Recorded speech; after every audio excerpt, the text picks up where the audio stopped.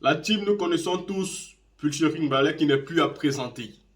Elle a encore frappé fort dans sa sortie du mardi. Vous savez qu'elle fait les sorties tous les mardis, on ne va pas le rappeler tout le temps. Et alors, elle a parlé de deux sujets très importants. Le premier sujet, le sujet de Monseigneur Marcelo Yao Quadio. Et le deuxième concerne l'augmentation des prix de l'énergie. Voilà, par rapport d'abord à la sortie de Marcelin Yao Quadio, il faut d'abord recadrer tous ceux-là qui ont décidé de parler contre ce qu'a dit Monseigneur Yao Quadio. Et aussi, il faut bien noter que le gouvernement d'Alassane Dramane Ouattara et les autres Ivoiriens vivent dans des mondes différents.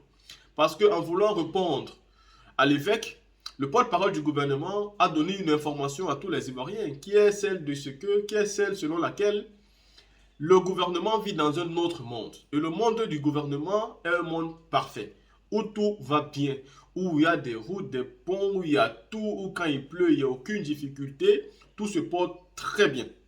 À côté de ça, vous avez donc le bas peuple qui souffre et qui a comme leader les membres de l'opposition. Et aussi aujourd'hui, les vrais hommes de Dieu, dignes de parler au nom de Dieu, au nom des peuples les plus démunis. Je l'ai toujours dit, la Bible demande aux hommes de Dieu de se mettre aux côtés des plus faibles, aux côtés des démunis, aux côtés de ceux qui n'ont rien, aux côtés de ceux qui sont considérés comme des peuples. Aucun homme de Dieu sincère, digne et honnête ne peut se mettre aux côtés des gouvernants. Jamais vous devez vous mettre aux côtés des gouvernants. Même s'ils travaillent bien, vous devez toujours être du côté du peuple. Le gouvernant qui travaille bien vit aussi très bien, contrairement à celui-là qui est dans le bas peuple, qui même quand il travaille bien deux fois, doit souffrir avant de bien vivre. Donc ici, il fallait d'abord recadrer ceux-là qui veulent se mettre contre l'évêque et le prêtre, oui, l'évêque et le prêtre, qui a décidé de prendre une parole pour se mettre aux côtés du peuple. Et surtout ceux qui sont aussi des hommes de Dieu, mais qui se mettent contre ce que Dieu le prête. Ceux-là doivent avoir honte. Ils doivent savoir qu'ils ne sont pas en train de prêcher la bonne parole. Parce que l'homélie de Monseigneur Marcelo Quadio Yao vise à demander au gouvernement de s'améliorer, de faire les choses de manière différente, de satisfaire la demande de la population, de ne pas tout simplement parler de paix pour plaire à l'Occident, mais vraiment que quand on parle de paix, que ce soit une évidence, une réalité et que tous les Ivoiriens épousent cette idée de paix pour être sûr d'éviter toutes sortes de crises dans l'avenir. À côté de ça, vous avez l'augmentation de l'électricité qui va impacter les grandes entreprises. Et j'ai déjà parlé dans maintes de mes vidéos où j'ai essayé de vous expliquer que cette augmentation-là va aussi apporter l'inflation. En plus, vous avez vu, la simple crise qui était en Ukraine nous a touché, peu importe dans quel coin du monde vous étiez situé, la crise de l'Ukraine nous a tous touchés. Aujourd'hui, Pucheri Mbale va donc vous expliquer comment cette augmentation-là est un danger pour tous les Ivoiriens. Ça ne peut pas simplement impacter ceux qui ont des grandes sociétés. C'est pas vrai. C'est pas vrai. Et c'est ça la façon dont Alassane Dramane Ouattara procède pour espérer payer les dettes qu'il a prêtées. Oui, parce qu'il a prêté beaucoup d'argent. Vous voyez la réalisation qu'Alassane Ouattara a fait, ce n'est même pas le un quart de ce que l'argent qu'il a prêté devait faire. Je veux dire, l'argent qu'Alassane Ouattara a prêté à l'Occident pour développer la Côte d'Ivoire, le développement devait être 4 fois plus que ce qu'il y a en Côte d'Ivoire aujourd'hui. Je dis bien, ça devait être 4 fois plus que ce qu'il y a en Côte d'Ivoire aujourd'hui. Parce que quand même, voyez-vous, vous ne pouvez pas donner un développement limité, sachant très bien que les générations futures vont devoir payer, pourtant elles ne profitent même pas. Écoutez, ça ne coûte rien au peuple de payer une dette si le peuple profite déjà, si le peuple mange bien, si le peuple gagne bien la vie. Mais vous allez demander aux personnes de payer cette dette-là, pourtant ils ne s'en sortent même pas bien dans la vie. Pourtant, ils souffrent parce que vous êtes arrivé à votre problème avec votre économiste au pouvoir qui a bloqué toutes les sorties et les entrées d'argent. Et seulement eux qui doivent avoir de l'argent. Mais le peuple lambda, qu'est-ce qu'il fait? Le peuple souffre parce que le peuple ne peut même plus gagner de l'argent d'une manière facile. Et même quand il se bat pour en avoir, vous coupez tous les coins où il pouvait. Regardez par exemple dans les VA, dans le cacao. Qu'est-ce que vous en faites? La team, je pense que j'en ai assez dit. Écoutons ici la brave dame Pucheri Mbale. Écoutez-la. Le fameux discours, l'homélie de Monseigneur Marcelin Yao Quadio qui a fait tant de vagues. Nous avons vu toutes les réactions sur les réseaux, mais la réaction sur laquelle nous voulons revenir, c'est celle du porte-parole du gouvernement. Nous revenons plutôt sur cette réponse pour relever deux choses. La première, c'est que en sa qualité de porte-parole du gouvernement, ce qu'il dit officiellement engage tout le gouvernement. Donc la sagesse aurait voulu qu'il se limite à ce qu'il avait commencé à dire. Il avait commencé à dire que comme il s'agit d'un homme de Dieu, lui, il ne va pas faire de commentaires. Mais finalement, il a fait un commentaire et son commentaire est des plus méprisants pour nous qui sommes dans le peuple et du peuple. On l'a toujours dit, ce gouvernement est dans l'autosatisfaction et ça, ce n'est pas bon. Nous autres, là, le travail qu'on fait, normalement, si les gouvernants n'étaient pas de mauvaise foi, ça devrait leur plaire parce que on révèle ce qui ne va pas pour qu'ils puissent améliorer leur gouvernance. Malheureusement, ils ne le prennent pas ainsi. On dit non, ce sont des opposants, mais opposants, là, ce n'est pas injure. Nous, là, on a décidé de ne pas être moutons. Donc, si on nous qualifie d'opposants, là, ça nous fait même pas mal. Le plus important pour nous, là, c'est de dire la vérité. Est-ce que ce qu'on dit là, c'est faux? Voilà. Et tellement vous qualifiez les gens d'opposants, on dit que Monseigneur aussi est opposant. Mais vraiment, ça fait pitié. Mais ce que je voulais dire, pour ne pas m'éloigner de mon sujet, c'est que le premier point que je déplore dans l'intervention du porte-parole du gouvernement, c'est la fausseté de ce qu'il avance. Il dit que dans son monde-là, à 5 km, tous les 5 km, on a une école, on a un centre de santé. Je voudrais dire que c'est faux. Voilà. Nous, dans notre monde, qui est la Côte d'Ivoire dans laquelle nous vivons là, c'est pas vrai. Je donne un seul exemple. Vous avez construit, dans le cadre des logements sociaux, 8 cités à Modeste. Ces 8 cités-là, les enfants qui sont là-bas, là, ils n'ont pas d'école. Dans aucune de ces cités, il n'y a une école. On a fait le lancement d'un groupe scolaire dénommé Cablan Duncan à la cité Ado, mais ça a été inachevé. Donc les enfants qui sont dans ces 8 cités-là vont à l'école à Port-Boué ou à Bassam, qui est à 7 ou à 8 km du lieu où ils habitent. Donc ça, c'est déjà un seul petit exemple de ce que tous les enfants de ce pays-là n'ont pas d'école à 5 km. Voilà, ça c'est le premier point. Le second exemple concerne les centres de santé. Nous sommes allés en mission à Toubor en mars 2022. Je ne sais pas si d'ici là, la situation a été réglée. Mais la situation qui prévalait là-bas, c'était que quand les gens étaient malades, parce qu'il n'y a pas d'hôpital. Et là, je ne vous parle même pas d'un village, je vous parle d'une sous-préfecture. Toubor est une sous-préfecture. Ils vont à l'hôpital au Burkina. Et comme il y a la crise avec les terroristes, comme ils ne peuvent plus aller au Burkina, ils vont à Ferké, qui est à 53 km, et parfois à Korogo, qui est à 50 km de Ferké. Donc quand ils vont à Korogo, là, ça fait 103 km. Voyez-vous? Ça, ce sont les réalités de nous, notre monde là. Et tout ce que Monseigneur a dit là, c'est une vérité. C'est la vérité, ce sont nos réalités. Il n'y a même pas un point qu'il a cité qui est faux. Ça, c'est un. La deuxième chose qu'on voulait relever, c'est le fait que quand on est une autorité là, on est en principe un modèle. Donc quand une autorité sur la place publique veut essayer de ridiculiser ou alors de contredire un prélat qui plus est le président de la conférence épiscopale, il y a un problème. Ça veut dire que on est en train de dire aux jeunes qu'on peut parler n'importe comment aux hommes de Dieu. Et ça, c'est pas à un ministre de le faire. Lui, il doit donner l'exemple. Il y a un problème d'éducation qui se manifeste là. Le respect des hommes de Dieu, là, c'est important. Et c'est pas aux autorités de donner l'exemple à la jeunesse quant au fait qu'il ne faille pas donner du respect aux hommes de Dieu.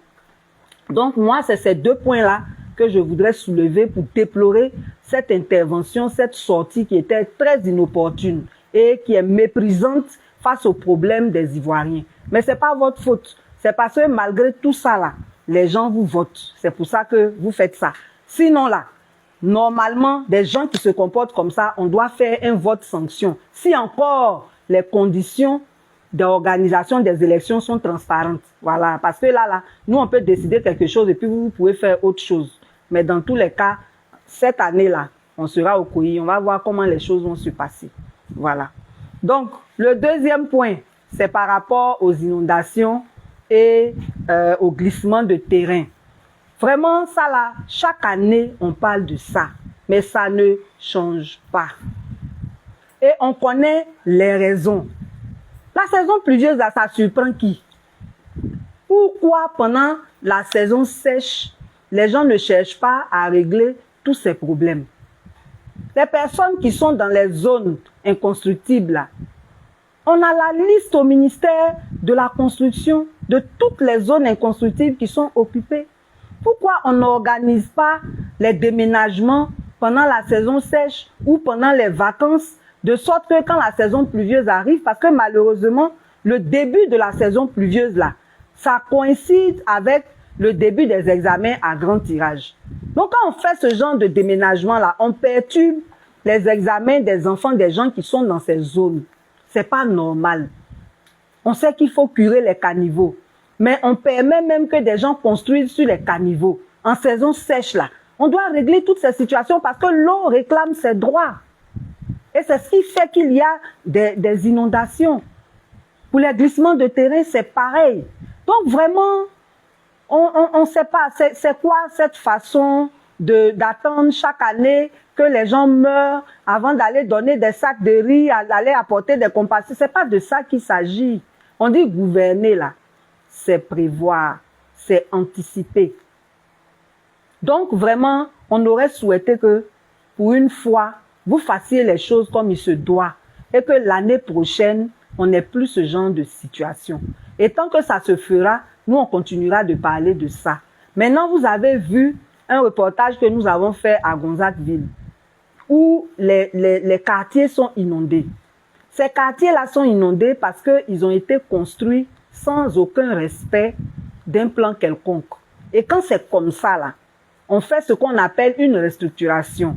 Mais nous allons faire un dossier spécial sur la restructuration pour vous expliquer ce que c'est. Mais ce que je vais vous dire déjà, c'est que quand un quartier est construit sans respecter les normes, on fait un plan dans lequel on inscrit ce quartier-là. On fait des routes, on fait des caniveaux, on fait tout ce qu'il faut pour viabiliser le quartier. C'est ça qu'on appelle la restructuration. On va revenir dessus. Et c'est de cette restructuration que les quartiers comme Gonzagueville, là, c'est de ça qu'ils ont besoin. Voilà. Et je sais qu'il y a eu des plans de restructuration par le passé. Il y en a même qui tiennent encore. On va se renseigner dessus et puis on va faire un dossier dessus pour mieux vous expliquer les choses. Donc vraiment, il y a quoi à toutes ces populations qui souffrent par la faute des gouvernants qui ne prennent pas les dispositions qu'il faut pour protéger les populations à temps. Voilà, on a l'Office national de protection civile, on a le plan Orsec, on a le ministère de la salubrité. Il y a toutes les structures qu'il faut pour régler ces problèmes-là à temps. Voilà. Bon, donc ça c'était pour le point sur les inondations et les glissements de terrain. Nous allons revenir encore sur les détentions abusives. On revient dessus. Parce que pour vous qui n'avez jamais fait la prison, vous ne savez pas ce que c'est. Voilà. Vous ne savez pas ce que c'est. Nous, on sait ce que c'est. Et on estime que ce n'est pas normal qu'on maintienne les personnes en détention de façon abusive. Avant de vous citer certains cas, on va vous rappeler ce que dit le Code de procédure pénale. Le Code de procédure pénale, à partir de l'article 163, explique tout ce qui concerne la détention préventive. Et donc, dans l'article 166, on parle du cas des détentions, on va dire, en matière correctionnelle. En matière correctionnelle, c'est-à-dire ceux qui sont coupables de délit. Voilà, ceux qui sont coupables de délit, là, c'est pour eux, on dit en matière correctionnelle, eux, là, quand on les arrête, on n'a pas le droit de dépasser 6 mois. Et si on doit dépasser 6 mois, non seulement le juge d'instruction doit motiver sa décision, mais le concerné et ses avocats doivent être informés de ce que ça va être prolongé. Il prend une ordonnance pour cela. C'est ça qui sont les règles. Donc ça veut dire que normalement, quand on est en détention préventive en matière correctionnelle, ça ne doit pas dépasser 1 an. C'est-à-dire c'est 6 mois renouvelables une fois. Maintenant, en matière criminelle, Là, maintenant, c'est pour les délits qui sont qualifiés de crimes. Ça, c'est un niveau supérieur. Donc là-bas, la détention doit durer 8 mois. Et ce n'est renouvelable que lorsque le juge d'instruction saisit la chambre d'instruction en motivant évidemment cette décision pour qu'on prolonge. Et si par après, selon les investigations, il y a lieu encore de prolonger, on fait une requête auprès du juge encore. Voilà, donc là-bas, c'est renouvelable 2 fois, mais il y a des procédures qu'il faut respecter. Ce qui se passe, c'est que chez nous ici, d'abord même, les arrestations ne sont pas conventionnelles. Il y a des gens qu'on enlève au lieu de les arrêter. Parce que quand on veut arrêter quelqu'un, il y a des procédures qui sont normales. Chez nous ici, c'est pas toujours on respecte. Je vous donne par exemple le cas de monsieur Yapoga. J'ai fait une publication sur lui cette semaine. Un infirmier qui est à Ashma, le 7 septembre 2020, des personnes encagoulées viennent le prendre. On l'envoie à Sebroko.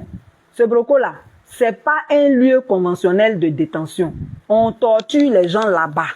On l'envoie à Sebroko. Il reste là-bas jusqu'au 14 septembre. On l'envoie à la DST. Il reste à la DST du 14 septembre 2020 au 27 avril 2021. Non, il reste là-bas jusqu'au autour du 20 décembre. C'est d'après ce qu'on m'a dit. En tout cas, il a fait des mois à la DST. Après la DST, on l'envoie maintenant dans un camp de gendarmerie à Agban. Il reste là-bas jusqu'au 27 avril 2021 et c'est le 28 avril 2021 on l'envoie à la Maka. Donc vous voyez, ça là, c'est pas normal. Dans un état de droit là, c'est pas comme ça on se comporte. Ça là, on appelle ça un enlèvement. Et tout ce qu'il a subi là-bas là, c'est lui seul qui sait ça. Maintenant, on l'envoie à la Maka le 28 avril 2021. Depuis le 28 avril 2021, 28 avril 2023 est passé, on ne l'a pas jugé. Ce qu'il faut dire aussi, c'est que pendant la première période de détention préventive, là, on fait ce qu'on appelle la confrontation. C'est-à-dire que les gens qui se plaignent de toi, là, ils viennent. Et puis on fait une confrontation. Vous vous exprimez devant le juge, chacun avec ses preuves, pour que le juge puisse analyser comment il va orienter le dossier. Mais il y a des gens même qui n'ont jamais eu de confrontation. Je vous ai parlé du cas du pauvre Axel Bleu Boris. 9 ans de détention, sans confrontation, sans jugement. Il y a un problème. On vous a parlé aussi de Kone Bakari, qui a été arrêté en août 2020. Tous ceux qui ont été arrêtés dans le même cadre que lui, là, ils ont été libérés le 6 août 2020. Mais lui, là, il est 2021 plutôt. Lui, il est encore là-bas. Donc, il y a beaucoup de cas comme ça. Il y a beaucoup de cas comme ça. De détention préventive abusive, qui ne respectent pas les normes. Et il y a des gens dans les justices là, qui se permettent de perdre les dossiers des gens. Et il y a des greffiers qui font du chantage aux parents des détenus. Ils bloquent les dossiers carrément. Le juge prend sa décision et puis le greffier est assis dessus. Parce que c'est lui qui doit faire tous les actes qu'il faut pour faire avancer le dossier. Il y a des greffiers comme ça. Il va arriver un temps où on va commencer à citer leur nom parce qu'ils exagèrent. Ils exagèrent. De quel droit vous vous permettez de bloquer les dossiers des gens? Quand vous prêtez serment, là, vous entendez vous-même ce que vous dites, non? Et puis vous faites autre chose. C'est pas sérieux. Donc, il y a toutes ces situations-là qui font que il y a beaucoup de personnes qui sont en prison de façon injuste. On parle de surpopulation carcérale, mais c'est dû aussi à tout ça. Il y a des cas aussi là qui sont très graves, j'en avais déjà parlé. Le juge te juge, il décide qu'on te libère. Maintenant, le PV de ton audience là, on ne fait pas. Donc, on t'a libéré et puis tu es en prison. Alors, il faut qu'on fasse ton PV là, qui va être acheminé maintenant chez le régisseur pour qu'on te libère. Tout ça là, c'est pas normal. Les gens ne font pas leur travail. Tout est devenu argent, tout est devenu corruption et les enfants des gens souffrent là-bas. On dit c'est année de la jeunesse là. La majorité des cas là, il s'agit des jeunes. Donc essayez de voir ce côté-là. Monsieur le ministre de la Justice, je ne sais pas comment vous allez faire, mais demandez à vos juges, à vos greffiers là, de faire leur travail. Parce que ce n'est pas bon même pour l'image de la justice ivoirienne, qui devient finalement le lieu même d'une injustice criade. Et ça, ce n'est pas sérieux. Voilà. Donc, c'est un peu cela. Et on espère que vraiment les choses vont s'améliorer. Parce que tant que ça ne va pas s'améliorer là, nous, on va continuer de parler de ça. On va continuer de donner les cas. Merci à tous ceux qui nous signalent tous ces cas-là. Continuez. On va leur parler. S'il y a cailloux dans leurs oreilles là, Dieu va enlever cailloux là. Bon, le dernier sujet que nous allons aborder, c'est l'augmentation que la CIE, ou du moins le ministre en charge de l'énergie, a annoncé. Il dit qu'à partir du 1er juillet 2023, il y aura une augmentation des factures d'électricité, une augmentation de 10%. Et on a voulu nous rassurer sur le fait que ça ne va pas nous toucher, nous autres. Mais le fait est que ce n'est pas vrai. Mais avant d'arriver aux commentaires de ça là, je voudrais vous rappeler quelque chose. En 2017, la CIE a fait la promotion des compteurs à cartes. On dit le compteur à 1000 francs. Les gens se sont rués dessus. Ils ont pris les compteurs. Mais on ne leur a pas dit qu'il y avait un quota à consommer sur une certaine période. Et contre toute attente, parce que de 2017 à 2022, ça fait 5 ans. C'est pendant les 5 ans-là, eux, ils devaient consommer au moins 190 000. Mais on ne leur a pas dit ça. Donc, les gens prennent les compteurs. Et puis, en octobre 2021, donc les 5 ans même ne sont pas encore arrivés, on vient, on coupe l'électricité des gens. Les gens se renseignent. C'est maintenant qu'on va leur dire que depuis 2017, là, ils auraient dû consommer 190 000. Donc, si par exemple, au moment où ils ont coupé là, toi, tu étais à 150 000, on dit les 40 000 qui restent là, si tu ne payes pas là, on ne rétablit pas ton électricité. Et comme on est en situation de monopole, c'est toi qui vois si tu veux le courant ou pas. Tu es obligé de payer. Tu es obligé de payer. Et les compteurs là, normalement, c'est les propriétaires qui prennent. Parce que quand le locataire, lui, s'en va, il ne va pas à le compteur. Mais quand il y a une situation comme ça, parce que le locataire veut l'électricité, il est obligé de payer. Et ça, là, le propriétaire ne rembourse pas. Mais ce qu'on veut relever, c'est cette fourberie-là. C'est-à-dire que quand vous mettez quelqu'un dans quelque chose, là, il faut lui donner toutes les informations. Au moins, il sait, il s'y attend, et puis il n'y a pas de problème. Mais vous rusez à elle les gens. Venez prendre les compteurs à 1000 francs. Et puis, quelques temps après, c'est pour leur dire non, tu devais consommer tant. Ah, c'est pas sérieux. Donc, c'est la même chose. Ils sont en train de préparer encore. C'est-à-dire que on nous dit, non, non, c'est ceux de 15 ampères et plus qui vont bénéficier, qui vont être soumis à cette augmentation. Mais en réalité, c'est quoi? En réalité, c'est que c'est 15 ampères et plus, tous les industriels là, eux là, c'est les plus gros clients de la CIE. Et eux là, ils payent leurs factures par mois. Et c'est eux qui fabriquent tous les produits que nous consommons. Donc là, ça c'est pas un problème. Quand on va augmenter leurs factures là, eux aussi, ils vont augmenter le prix des produits qu'ils nous vendent. Vous avez vu vous-même, non? Je vais vous donner 2 petits exemples. Lesquels que tout le monde porte dans les bacs à thé là, c'était à 400. Après, c'est passé à 500. Après, c'est passé à 600. De 600, c'est passé à 1000 francs. De 1000 francs, c'est passé à 1500. Le jour où vous allez constater que l'équerre est 2000 là, c'est affaire de facture là. Actuellement, c'est 1500.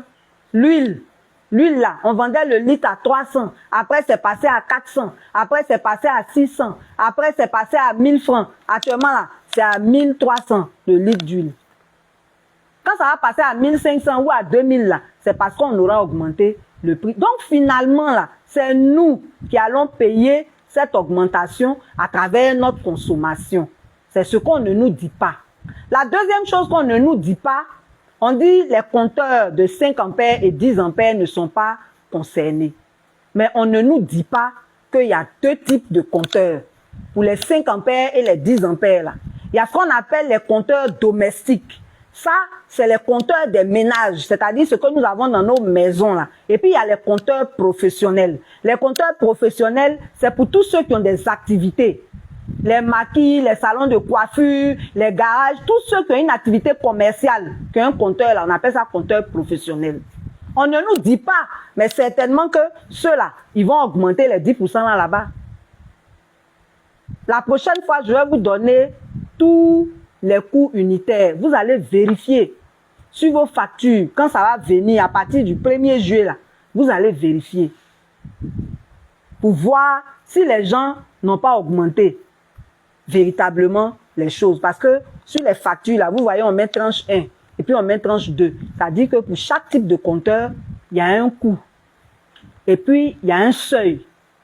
Par exemple, on va te dire pour 5 ampères, tu ne dois pas dépasser 81 kWh. Si tu as dépassé 80 kWh, tu passes dans la tranche 2, donc on te facture encore plus. Tout ça là, vous ne savez pas. Je vais vous donner tous les détails. Nous tous, on va surveiller nos factures. Mais en attendant, à partir du moment où cette décision-là va se répercuter sur nous, notre consommation, nous devons nous y opposer. Nous devons nous y opposer. Parce qu'après là, c'est nous qui allons payer. Donc, on lance une pétition à partir d'aujourd'hui. On va commencer par 10 000 signatures contre la CIE. On n'a pas dit qu'il faut sortir et puis on va te mettre en prison. On dit qu'il faut signer. Simplement signer. 10 000 signatures contre la CIE. Selon la façon dont vous allez réagir, on va voir la suite. Donc, quand je finis ce direct, maximum 1 heure après, on va lancer le lien de la pétition sur nos différentes pages pour que vous puissiez signer. Signer pour que nous puissions dire non. S'ils ont besoin d'argent, ils disent qu'ils veulent mobiliser 76 milliards. Là. Déjà, on dit on n'a qu'à changer les plaques d'immatriculation. Tout ça, là, c'est des milliards qui vont rentrer. Ils ont d'autres créneaux pour nous prendre de l'argent. Ils n'ont qu'à aller là-bas. Mais affaire de facture, là, ils n'ont qu'à laisser ça. Et il faut qu'on soit solidaires. Ce n'est pas une affaire de Pulchérie Balé. C'est une affaire de nous tous. Tu fais ou tu fais pas ou. Si ils ont fait là, nous tous on va payer. Donc si tu es malin, si tu n'es pas mouton, il faut faire. Je parle à ceux qui ne sont pas moutons et je ne parle pas à tout le monde. Voilà. Donc c'est sur cette note que nous allons arrêter nos